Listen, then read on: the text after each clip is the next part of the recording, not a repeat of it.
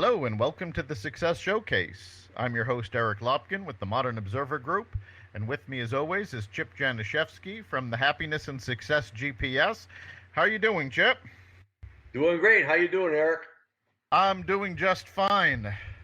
Can't believe we're winding down July already. I know we're heading into the dog days of August. Summer's, going to be ending before we know it. But it's still here. Yeah. All right, so I'm going to toss this over to you. What have we got for this week? Well, actually, we just talked a little bit of positivity about summer still being here for another month rather than we've already got 1 month gone. And there's a book out there by an author named Jeffrey Gitomer that's called The Little Gold Book of the Yes Attitude. And what the book is all about, it says every business winner has one thing in common, a yes attitude that's powerful enough to help them achieve the impossible.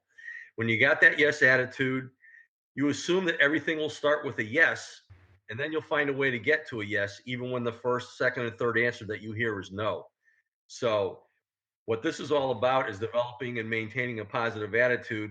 And there's different tools in there. There's 7.5 things that you can do to maintain a positive intensity and drive. There's other ways to overcome dangerous attitude busters. What we're going to talk about today is there's actually a list in that book of 20.5. Yes, there's 20.5 attitude snacks to chew on. And what these are one-line tips that really could be worth thousands of dollars if you just take on a couple of them. So we have the list right in front of us. If you are looking to get a copy of this when we're done and you tell them how to get a hold of us, I'm happy to share this list with other people. So tip number one is change your input to change your attitude. If you seek a positive mind and a positive attitude, you must expose yourself to positive information and hang around with positive people.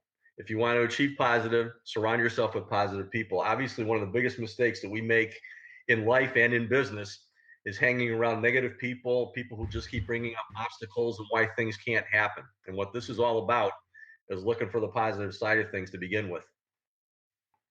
Yes, and so many of us have, even if it's not people, we're surrounded by a bombardment of negative information and negative happenings. And it really is important to have this core group of people that support each other and promote this positive attitude. It becomes so difficult to hold on to it without having that reinforcement. So you really do need to find people who have a positive attitude and surround yourself by them. Yeah, absolutely. I mean, we talk about the law of attraction all the time, and you have to surround yourself with positivity. And playing right off of that, a lot of times we're our own worst enemies. And number two is a Zig Ziglar quote.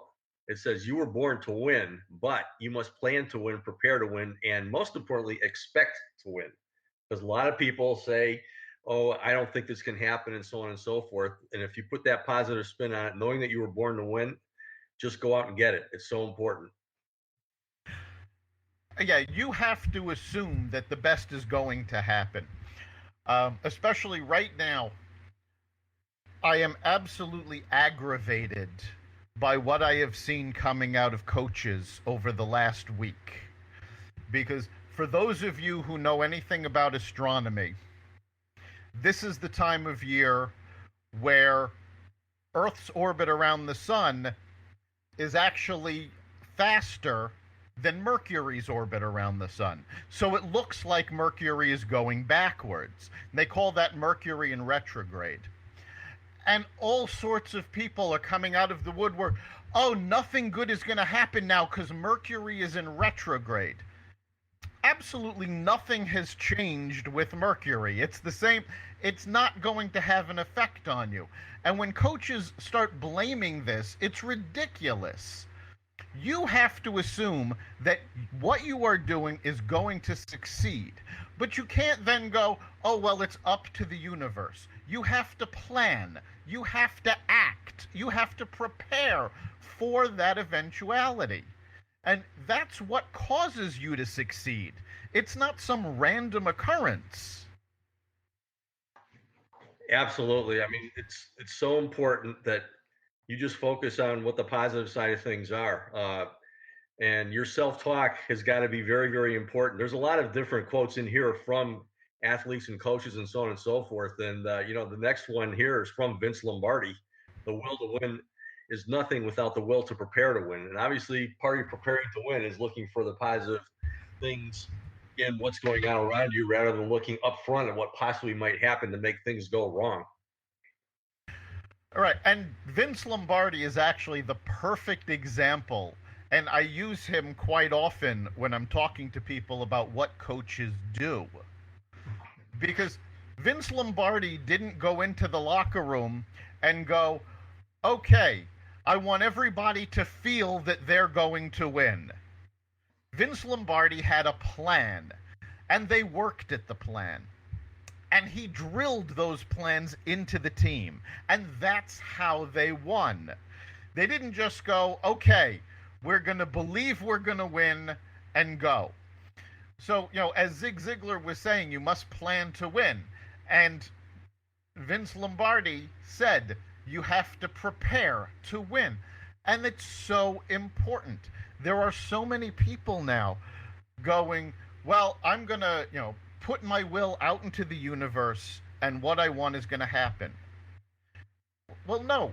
As we talked about a few weeks ago when we discussed the science of getting rich, you actually have to take action to make these things happen. It doesn't simply appear in front of you.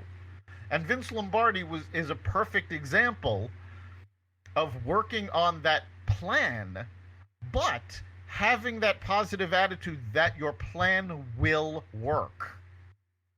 Yeah, absolutely. And actually, the next tip here, it really talks about doing things yourself as far as helping people out. But what we're talking about here when we're talking about football and coaching is teamwork. And this phrase goes as follows. It says, you'll get whatever you want if you help enough people get whatever they want. Obviously, doing it individually is fantastic, but when you are on a team, like a football team or baseball or whatever, there's going to be some people who supposedly are more talented than others, and yet every single piece of the puzzle has to work together. So if you're playing football and you're the offensive line, you look at the Philadelphia Eagles last year, who were underdogs in every single playoff game, and they won the Super Bowl pretty handily. And it's because the offensive line really worked together to figure out everything that was going on. And it's not that they were strong or whatever, but they had the schemes down and they blocked absolutely perfectly and ran circles around the New England Patriots. So it's doing whatever you can to make the whole situation better, whether it's helping somebody out individually or working as a team. All right. And by working as a team, you end up with a situation where the total is more than the sum of its parts. When everybody is working towards a single goal, and working to help all of their teammates or working to help others in general, you see that momentum build. And it's important to balance that. I remember if you've ever seen the movie The Untouchables, Robert De Niro has a monologue in that movie where he's talking about baseball. And he says, when you're up at the plate, it's time for individual achievement. And when you're in the field, you have to be part of a team. And you have to remember that no matter how good you do as an individual, if the team doesn't win, then you don't get anything. And you have to put the team first. Absolutely. It's so important to be working together on that. And part of this, a lot of it comes down to, you're talking about the person at the plate and then the team. Self-talk equals self-performance. If you look at athletes, self-talk is a crucial part of the expected positive performance. So if you're at the plate, obviously you got to think positive things, saying I'm going to be patient and wait for the proper pitch. But if you're in the field, it's really thinking about what the hitter normally does. It's where the rest of the team is and that kind of thing. So it's really, really important to psych yourself up for every single situation that you're in. Self-talk. Absolutely. And especially talking about baseball. If you've played the game, chatter is a big part of playing baseball, where you're cheering on your teammates, you're taunting the opposing team, It's about getting into people's heads. And that self talk is about not letting anybody else get into your head, knowing what you can do, what you're capable of, and pushing yourself to achieve that and more. Absolutely. A lot of people think baseball is boring, but the game within the game is what makes it so interesting. And if you follow it a bit, it's just so amazing in that you are a superstar, multi millionaire if you can hit the ball one out of every 2.5 times or 3 times. If you bat 300, you're a superstar, which means you failed 7 times, but you're still going up there with a positive attitude that the next one you're going to get. Exactly. So another tip that I love here, uh, make every day as productive as the day before you go on vacation. That's the day that everything gets done. So, I look at this as if I'm thinking of procrastinating this and that and whatever, this is a really great tool to use. And if you can get into a habit to put that sense of urgency into everyday productivity, it's really, really so important. I know that you work on this a lot with, your Businetics and the different things that you do there. So this is a really, really cool tip. Just kind of say, okay, I'm going on vacation tomorrow and work like you're going on vacation. Yeah, we work on this quite a lot with our system. And when you think about it, it's not even just about getting things done. Think about if you're working in an office, what you do before you go on vacation. You make sure all that work is done. You make sure your desk is organized. You make sure that if there's anything outstanding, there's somebody there to take care of it, or they know how to get a hold of you just in case. So you're putting contingency plans into place. Because the whole goal is you don't want to hear from anybody for a week. You want everything to run smoothly.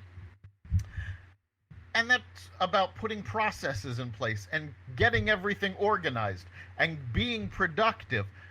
The day before you go on vacation, you tend to do more than any other day of work because you are preparing for an entire week of not having your hands on things.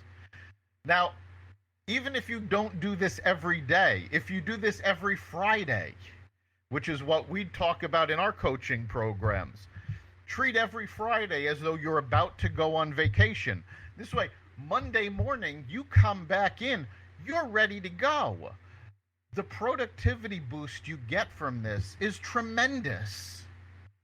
Yeah, absolutely. I mean, the last thing you want to do is leave worrying about things that you haven't gotten done, worrying about people getting on your case when you get back because they had to cover for you and that kind of thing. Exactly. So you really want to have all your ducks in a row, and that's when we all really step it up and make sure, because we're going on vacation. We don't want to have to deal with work. But if you do that on a regular basis, your productivity is kicked up so far, everything becomes easier. Yeah, absolutely. And the one tip here that kind of, if you use this as kind of like a mantra that will help you out with this, is don't dwell on whine about the problem. Concentrate on the solution.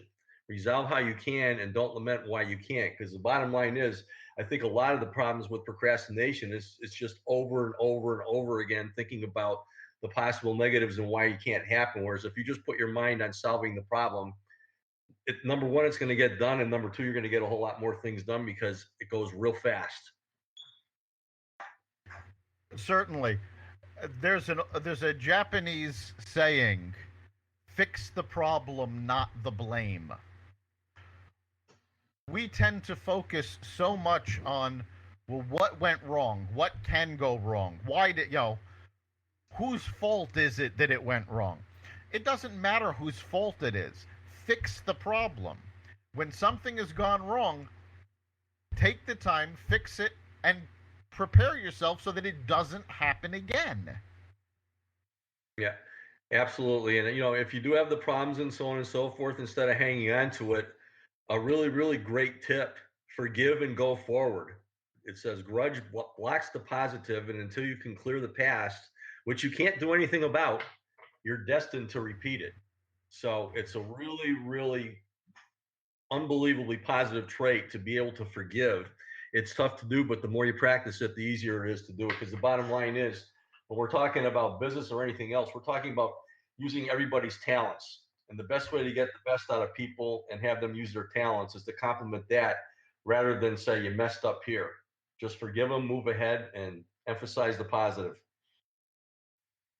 Yes, and what most people don't seem to understand is that holding a grudge, the only person you're hurting is you. The person you're holding the grudge against doesn't care. In many cases, doesn't even know you're holding the grudge.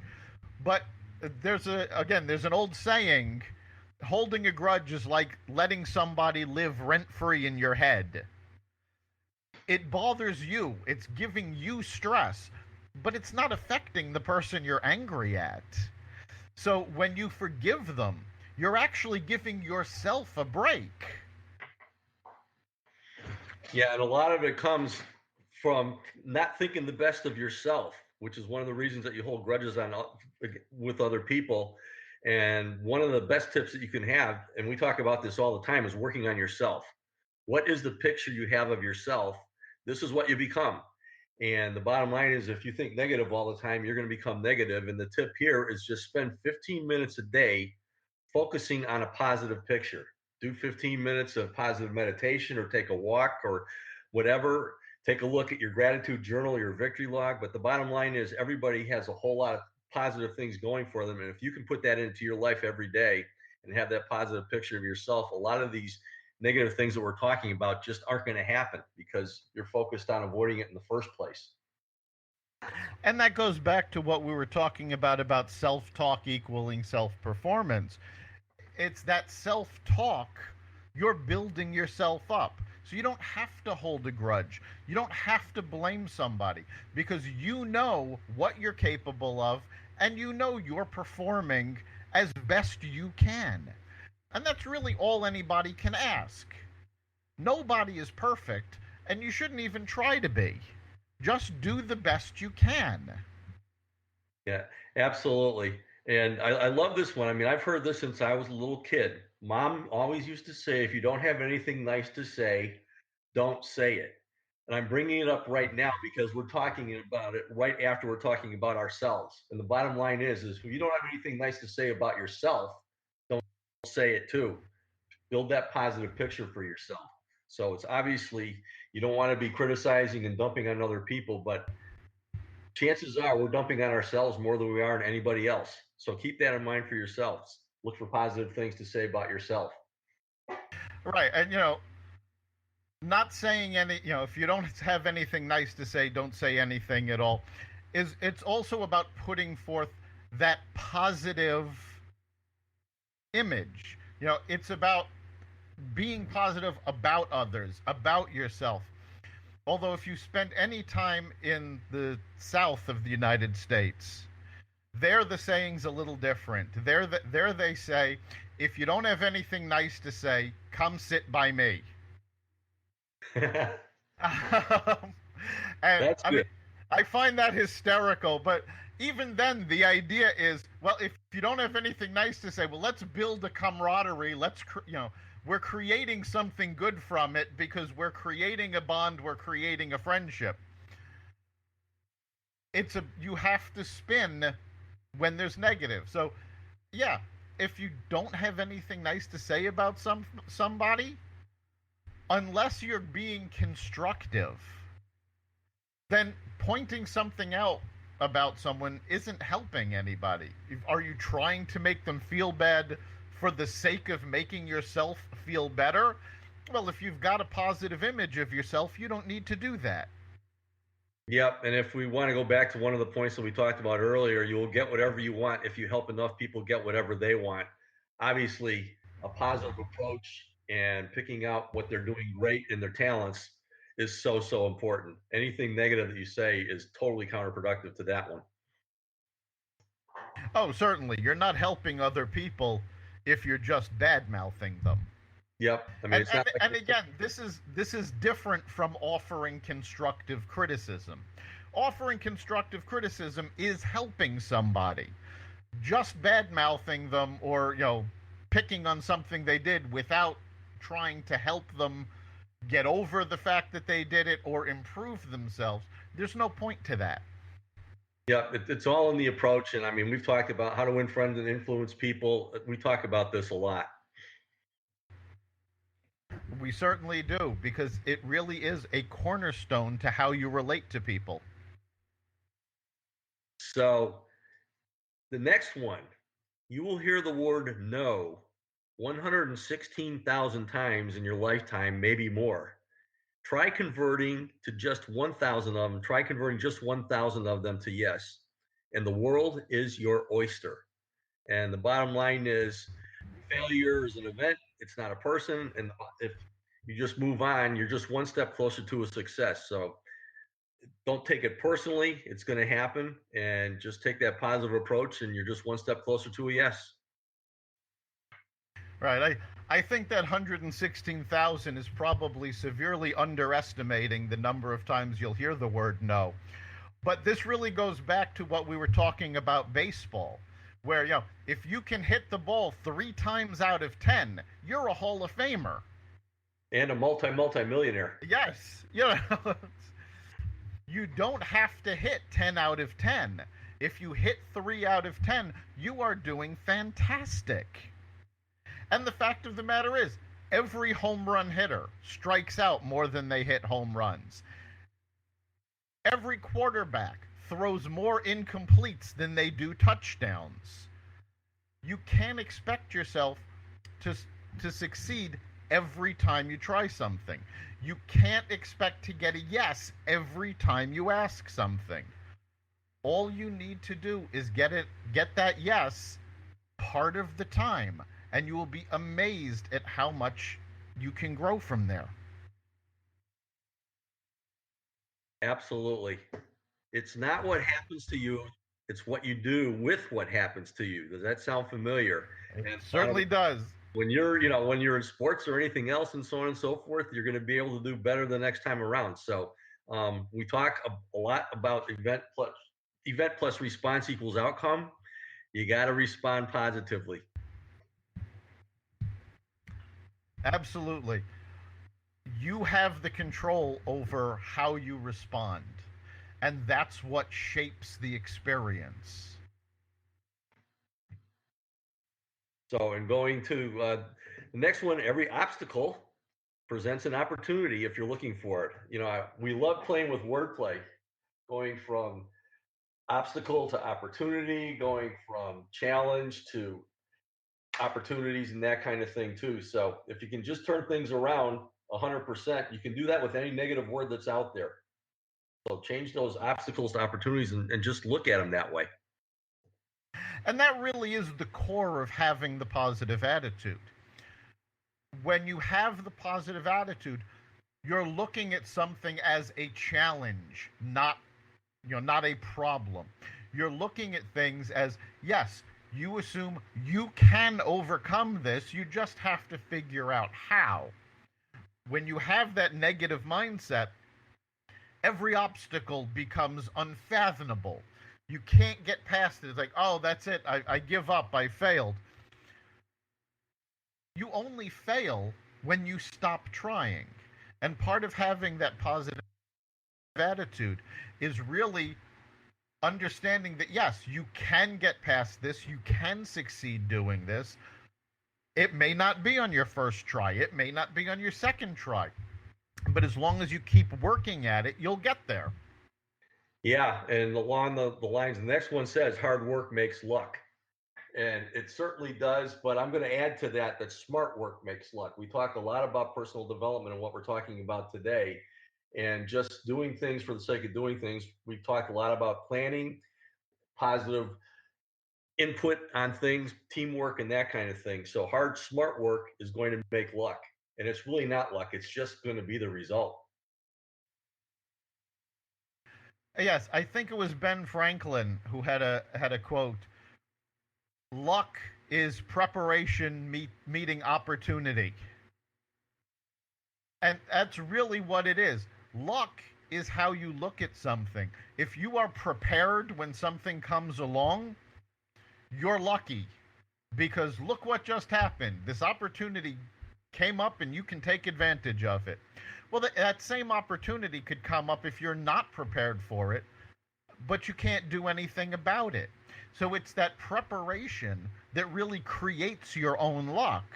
And again, it goes back to Vince Lombardi. You have to prepare to win. When you prepare, you build your own luck. Absolutely. And the next one talks about how many of your problems are cured with 10 grand. And this was the author saying a question a famous father, and he puts in parentheses, his dad once asked him as he lamented his problems. And then he followed up saying, if money makes problems go away, attitude can make them go away as well. And attitude, as far as I'm concerned, is the key to everything. Right. Money is a resource, but it's not the only resource. So, yes, there are certain things that are much easier to get when you have the money for them. But you can also get them through hard work, through positive attitude. Generally, there's sort of an informal formula that, the more money you throw at something, the less effort you have to throw at it. But conversely, if you can't throw money at a problem, if you can't simply buy something new, you can put that effort towards it. Put an effort towards fixing something. Put an effort towards earning more money. Put that effort to earning what you're trying to do. Yeah, the satisfaction with money, it's a fleeting satisfaction, because once you have that, you're just going to be looking for more. So, but if you have your attitude towards things is always positive, that's going to be paying you off over and over and over again. And one of the things when you're looking to achieve things is going back and ignoring people who tell you can't. And then again, pretty funnily, he puts in the parenthesis, except your boss. But people will try to discourage you and fear that you'll pass them up, and so on and so forth. The bottom line is, when people are on your case about different things, they're only masking something that's going wrong with their own lives. So you have to let it go in one ear and out the other. That's so true. I mean, we've talked about communications in the past, and your words are only a small part of what you're communicating. There's body language, there's tone, volume. All of these things go into how something is understood. And it's one of the reasons there are so many misunderstandings through email, because the words can be taken with any tone depending on the recipient. So you do have to pay attention to all of the aspects of communications and what you're really trying to get across. Yeah, as the next point says, it's not what you say, it's how you say it. The tone of your delivery is going to determine the atmosphere of the environment, and it's going to determine how things are going to turn out. Because the bottom line is, people don't like being preached to. People like being valued first. So the delivery is so important. So it's how you say it. Absolutely. It's exactly what I just said. You've got all of these different methods of communication. You have to make sure the message that you want to send is actually the one you're sending.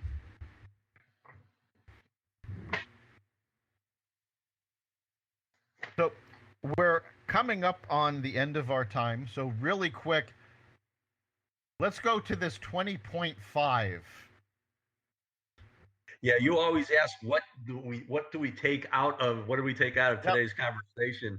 And the 20.5, I mean, you're meant to have fun with this book. But number 20.5 says, resign your position as general manager of the universe. Don't try to solve butt into other people's problems until you are problem free. And what all of these points that we are talking about is working towards getting yourself problem free. And it's never going to happen. So resign your position as general manager of the universe. I love that comment. And that really is the takeaway. Although I wonder why he decided that it was only half a point when it's really so important that it encompasses all of his other points. Going to have to research that one and get back to you. Yeah. But throughout the book, he talks about 7.5 things that you can do and 10.5. So I think he likes to put that decimal point in there for the half just for effect. So, Right. It's his equivalent of when Steve Jobs would introduce, oh, one more thing. Fun stuff. Yeah, it's a great book. Jeff Gitomer is actually best known for his sales books. If you want to take a look, absolutely check out what he's writing. You can learn quite a lot. You've been listening to the Success Showcase. You can catch us every week at blogtalkradio.com/Success Showcase. You can also find us on the Apple Podcasts app, the iTunes Store, and wherever you find podcasts. If you'd like to get a hold of the Modern Observer Group or Happiness and Success GPS, you can go to modernobserver.com, click on the contact button, and you will be in touch with us. Remember, make this your best week ever, and make next week even better. See you then.